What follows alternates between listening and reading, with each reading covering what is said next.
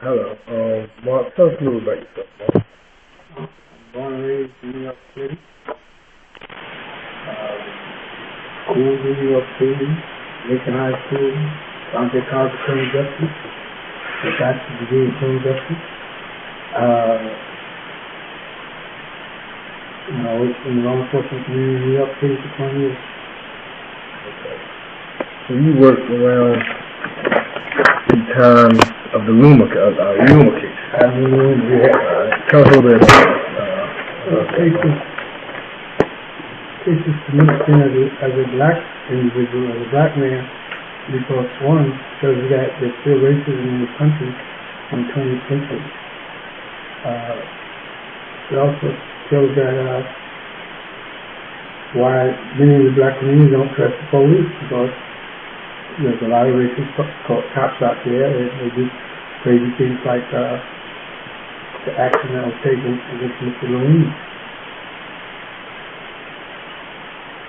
now as a black man and also a police officer, how did you feel at that time? Or mostly like a police officer. Oh yeah, he had mixed emotions. First off, when you put on uniform, you have to take criticism for what other folks do, not just from law enforcement community, but everywhere. If you got a bad apples or some bad seeds, everybody gets blamed for it. And also, as a black man living in the black community, you think taking a job as a peace officer in New York is prestigious, and then you run into stuff like this. People don't want to trust you. Even the folks you grew up with think that you have the same mentality as other cops. Now, in 1997, Brooklyn convicted 3 New York City cops. And all state torsion hazing immigrant Arian Luna at the 70 Princeton and Flatbush section of Brooklyn. So what do you know about that precinct at that? The 70 precinct is Flatbush, like you said, and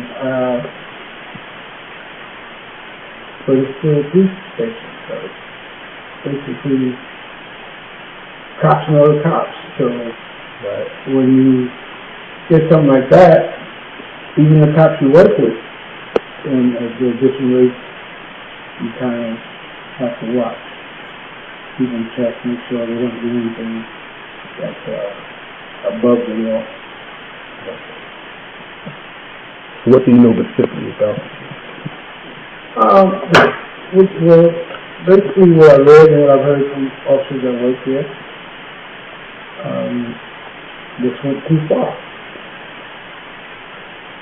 It's not the first case that you heard about, but I'm quite sure there are many others that I know personally that took place that didn't get publicized. So do you think that this is no different to the Rodney King case? And you think that, what do you think, what was the difference? Well, it's the same thing basically with the Rodney King case, because Rodney King was a victim of racism. Right. So, and Mr. Luna was a victim of racism, because they don't do that to folks of non-color. They only do that to folks of color. You never see anybody in Los Angeles that was white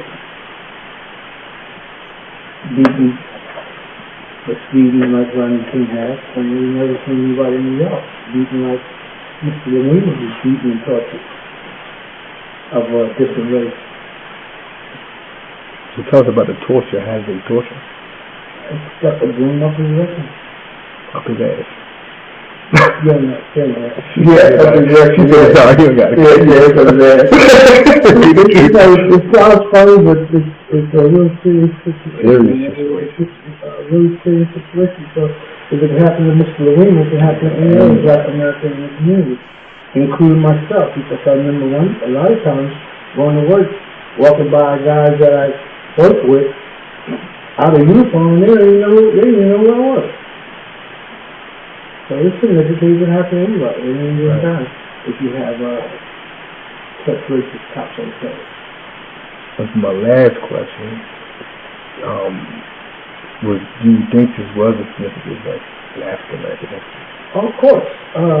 It shows you that in the 20th century, that folks still haven't evolved. Racism is still alive in this country, and until we can stop cases like Mr. Lewin from happening, and Rodney King from happening in the black community, then the black community would be a much better place, and the police stop policing instead of being the judge and the jury at the same time. That's the bottom line between both of the cases. Cops took action now. It wasn't trained, they weren't trained to do. And that's the beauty of it. We got cops that take you out into their own home. Yeah, I thank you for your time, Mark.